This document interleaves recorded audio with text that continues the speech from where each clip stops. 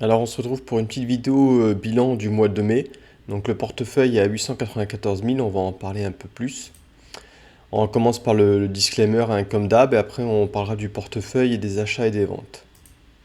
Alors le disclaimer, petite vidéo de review de mon portfolio et de mes investissements.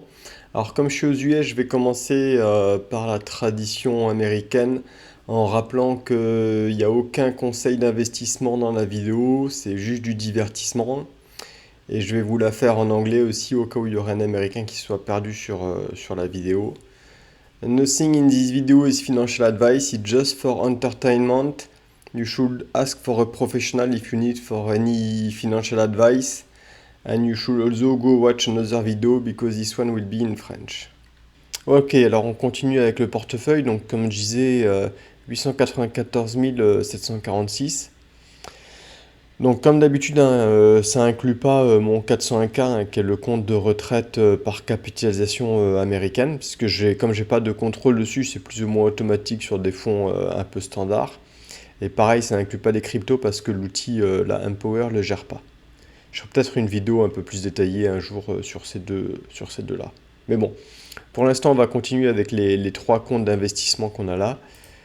Donc le brokerage account sur Charles Schwab, hein, donc c'est un compte de trading de stock assez normal. Donc j'ai injecté ce mois-ci pour 17 000 dollars hein, les dépôts plus les dividendes, vu que les dividendes je les laisse dedans et que je les réinvestis. Et bah, en parlant de dividendes d'ailleurs, ce mois-ci, 770 dollars de dividendes. Bon, rien d'exceptionnel, on est à 416.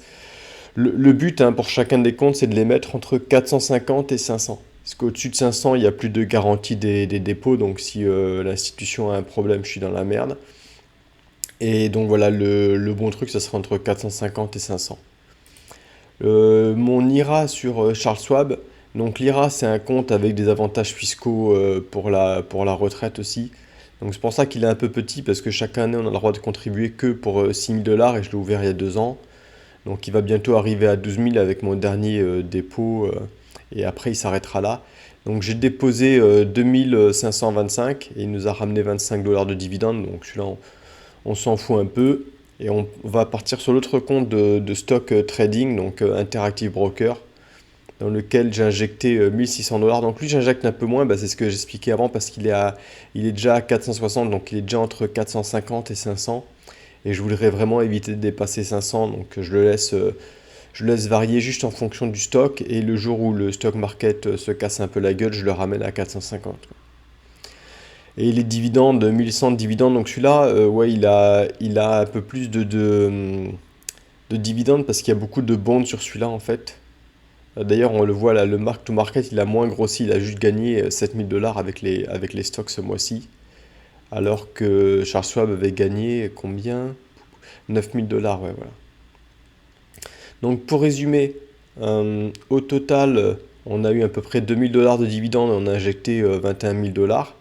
Et donc à partir de maintenant, je vais injecter un peu moins, parce que j'ai un ami à moi qui a perdu son boulot il y a un petit moment et qui est un peu short en cash, donc je vais lui donner un peu d'argent pour l'aider, hein. Autant que ça serve plus qu'à aller dormir sur un compte en bourse où au final je m'en sers pas vraiment.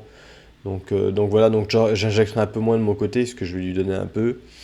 Et j'essaie d'injecter un peu plus aussi sur mon 401k, donc j'essaie de le faire grossir un peu plus le 401k, hein, j'en parlerai un jour, c'est le compte de retraite par capitalisation américaine. Donc il y a des avantages fiscaux, donc c'est aussi pour ça que je voudrais essayer d'injecter un peu plus dessus pour réduire mon income et payer un peu moins d'impôts cette année.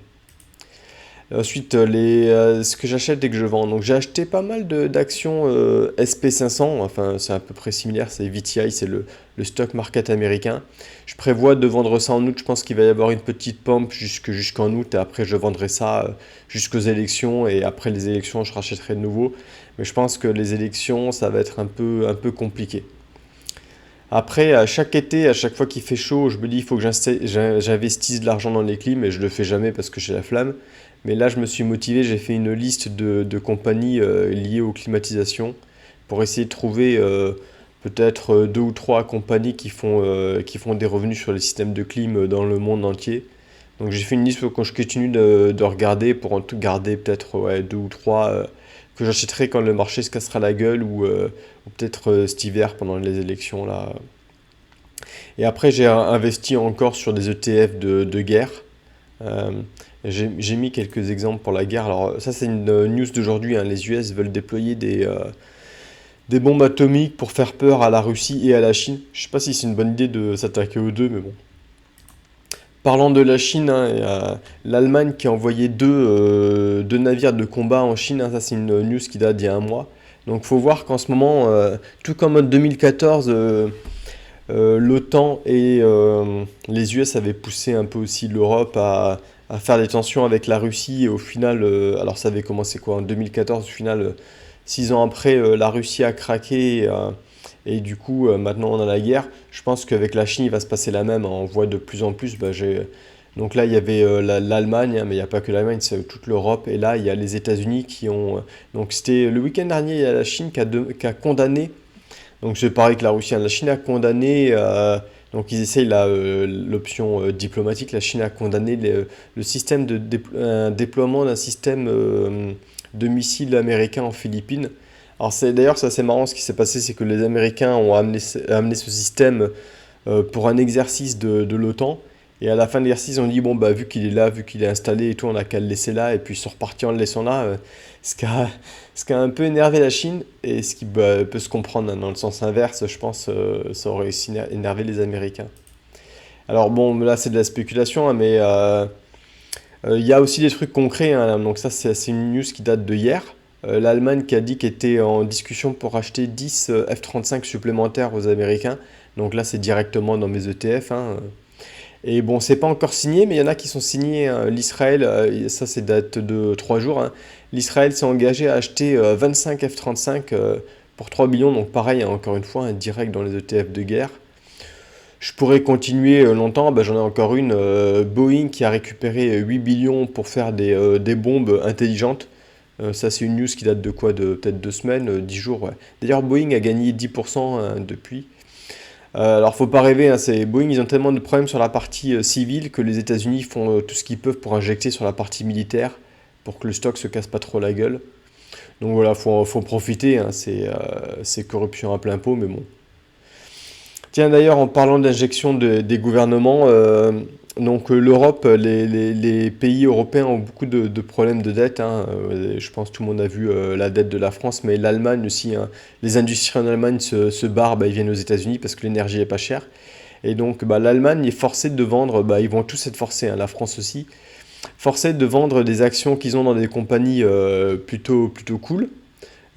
Pour avoir du cash en fait, pour commencer à payer, à réduire un peu leur dette. Donc l'Allemagne a vendu 2,3 billions, donc je crois que c'est milliards si je ne me trompe pas, dans une compagnie. Donc voilà, ça c'est juste pour dire, il faut que je commence à regarder les boîtes européennes où l'État est actionnaire parce qu'ils vont sûrement vendre leurs actions.